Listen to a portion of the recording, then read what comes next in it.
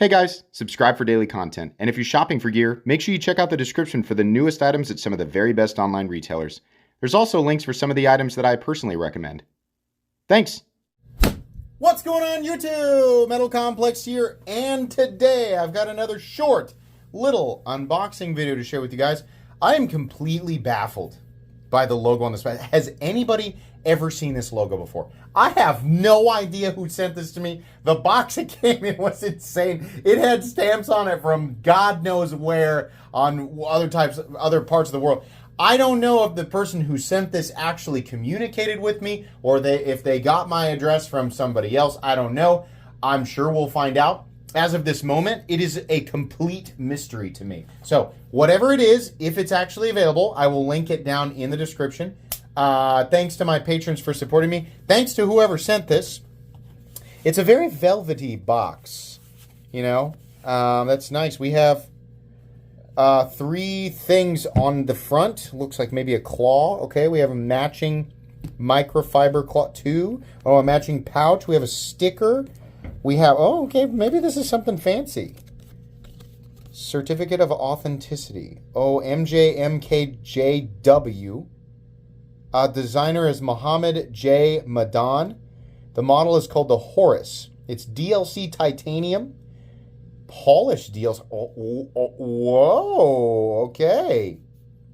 60 to 62 HRC. Number 12 of 100. Barrage. Probably, okay. This sounds premium. Is this a...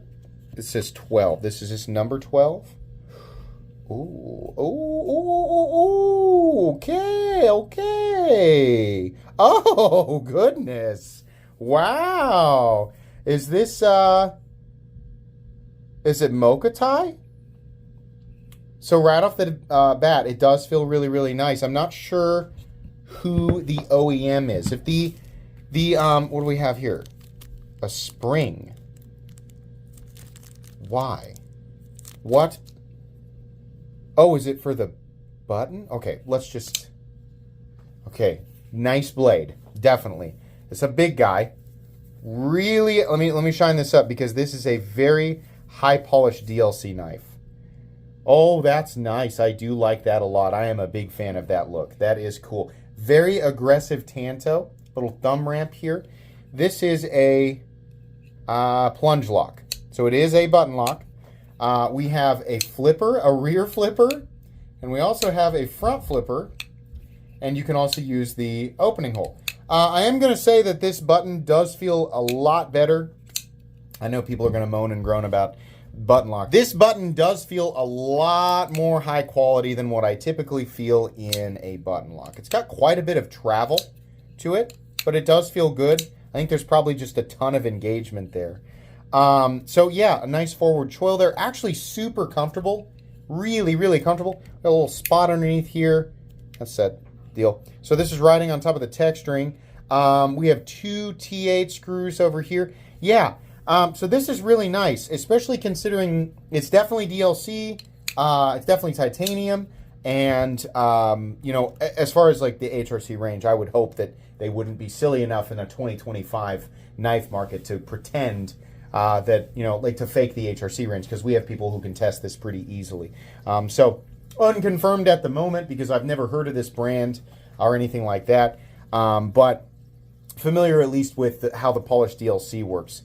So yeah, I'm going to guess that this is somehow related to it's one of the sites that carries like Forever Steel and Poikilo and Mundus and that. I'm going to guess that we're in there. So I don't know who the OEM is, but if the designer would like to chime in and let us know who the OEM is, I have my guess. But if you know the designer knows, that'd be great. I don't know because I'm not, you know, this is the unboxing. It's not the review. I don't have the details on this, right? But I will have at least a link where you guys can find it by the time you're watching this video.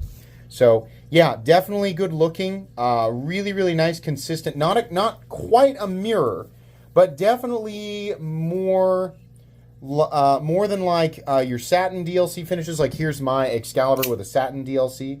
All right, looks good, but doesn't look this good. And then this is not quite a mirror DLC like what we would see on the, let me get one of my own, sorry, I wasn't prepared because I didn't know what was going to be in here. Like what we would see on a CKF, here's the snafu. So this is a mirror DLC. It's pretty close. It's not quite, right? And even this, I would say, you know, isn't technically a perfect mirror, but it's very, very close. This is maybe a step off of the more reflective DLC that we would see on a CKF. I've got another one here, the Sakosha, that is about the same. That's pretty darn close to a true mirror.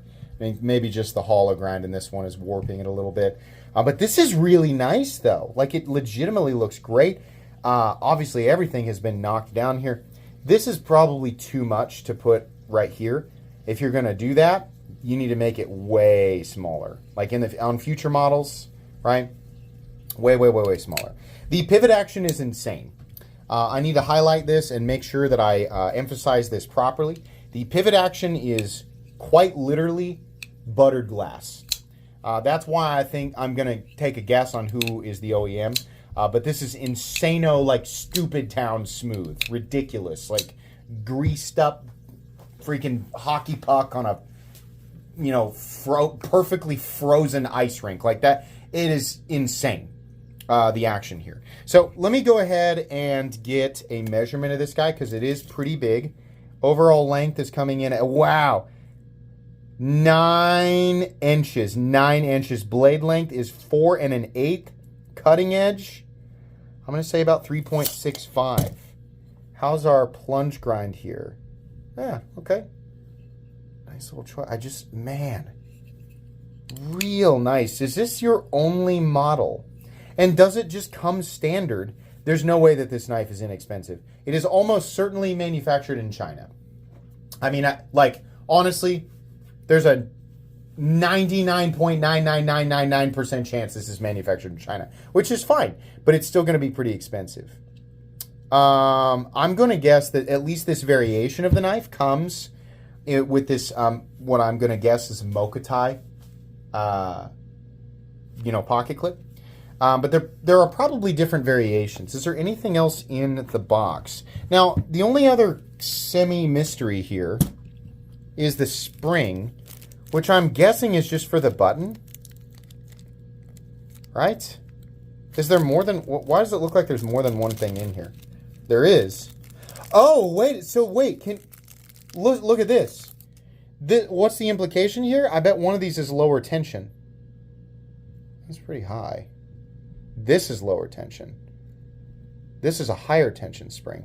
So that could only go under the button. That means that the button spring tension can be adjusted. And with higher spring tension should come, considering the spring pushes that plunge lock into position. If you go with a higher spring tension, I'm just guessing. I don't know this. I'm just guessing based on what I know about taking these things apart. Higher spring tension means it's harder to disengage the lock. Probably totally fine. But you probably have a more secure engagement with the plunge lock on the lock face. Since there's more tension holding it in there. So that would be the first time I have ever seen that, if that is actually the case. Obviously, we will experiment with that, and then I'll come back and let you guys know what I think in the final review. But that's pretty cool. That's going to be it for today, because that's all that I can... There's not much more I can say about this, but this is a really interesting model. Thank you so much to the group or person who sent this. I appreciate that. I'll have the right links in the description there. Please make sure to follow me on Instagram at metal_complex. If you enjoyed this video, leave a like. If you'd like to check out my other content, I do, of course, have lots of videos of knives that are either expensive or inexpensive that I do or don't like, so check those out. And if you enjoy all my content, go ahead and click on the Metal Complex logo right there and subscribe, because there's definitely more coming. Thanks again for watching, everybody, and have a great day.